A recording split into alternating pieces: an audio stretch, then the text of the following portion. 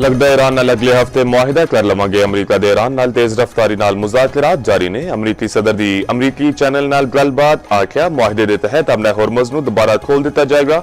Iran के पैगामात विच तातल मसला नहीं, इसका मतलब है नहीं कि अमरीका फौजी कार्रवाई करे। ईरान की बहरी नाकाबंदी जारी रहेगी। तेहरान अमरीका दी मंजूर शुदा शराइत उत्ते डील करे।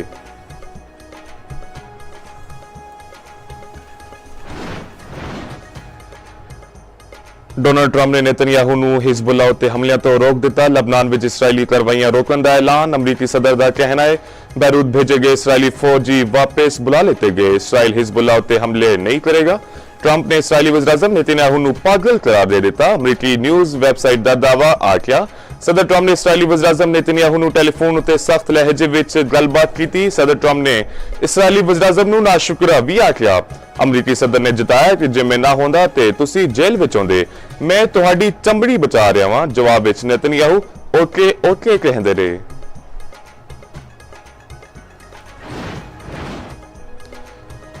लबनान उत्ते हमले बंद ना होए तां संगीन नतायज होंगे। सियोनी हुकूमत ते अमरीकी अफवाज नूं खबरदार कर दियां।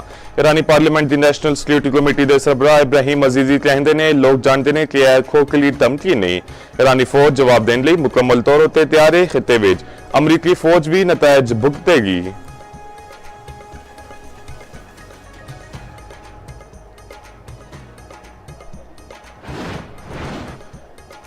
पाकिस्तान दी लबनान उत्ते इसराइली हमलियां दी शदीद मजम्मत। अक़वाम मुत्तहिदा दी जनरल असैम्बली विच पाकिस्तानी मुस्तकिल मंदोबस्त में इफ्तिखार दा खिताब। उन्होंने आख्या लबनान विच मासूम लोकां नूं निशाना बनाया जा रहा है। पायदार अमन सिर्फ गलबात के जरिए ही मुमकिन है। लबनान की खुद मुख्तारी दे एहतराम की हमायत कर दियां। अमरीका की मदद नाल लबनान ते इसराइल विच सीज़ फायर की हमायत कर दियां।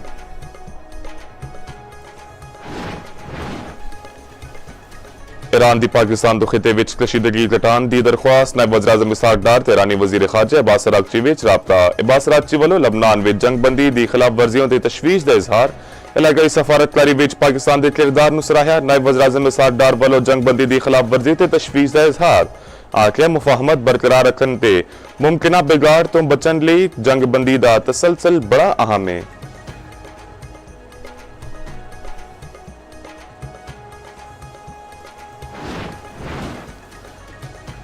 Chairman Peoples Party Bilawal Bhutto दा वफाक विच गिलगित बल्तिस्तान ते आजाद कश्मीर दियां वजारतां खत्म करान दा मुतालबा। शेगर विच जलसे तो खिताब दे दौरान उन्होंने आख्या फॉर्म 45 दा बंदोबस्त अवाम करे, फॉर्म 47 दा मैं आप कर लवांगा। मुकाबिल जमाता हर शह इस्लामाबाद तो चलाना चाहदियां ने और कराची ते गवादर नूं इस्लामाबाद तो चलाना चाहते ने। गिलगित बल्तिस्तान दा फैसला इस्लामाबाद विच बैठिया बाबू नहीं तुसी करो। जीबी ते आजाद कश्मीर विच इलेक्शन पाकिस्तान दे आम इंतखाबात दे नाल करान दा भी मुतालबा।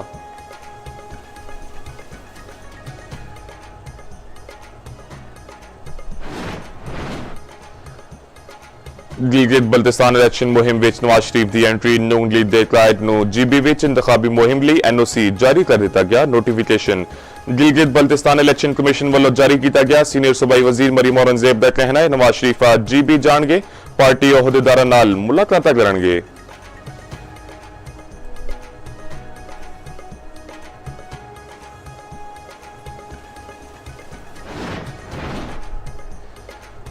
चेयरमैन पीटीआई बरसल ग्रोह और इंतखाबी मुहिम ਲਈ ਸਕਰਦੂ ਉੱਪਰ ਗਏ। ਐਕਸ ਉਤੇ ਬਿਆਨ ਵਿੱਚ ਆਖਿਆ ਯਕਸਾਂ ਤਾਂ ਦੂਰ ਦੀ ਗੱਲ ਮਹਿਜ਼ ਆਜ਼ਾਦਾਨਾ ਮੁਹਿਮ ਦੀ ਇਜਾਜ਼ਤ ਵੀ ਨਹੀਂ, ਬਾਕੀ ਸਾਰੇ ਬਿਲਾ ਰੋਕ ਟੋਕ ਇੰਤਖਾਬੀ ਮੁਹਿਮ ਚਲਾ ਰਹੇ ਨੇ।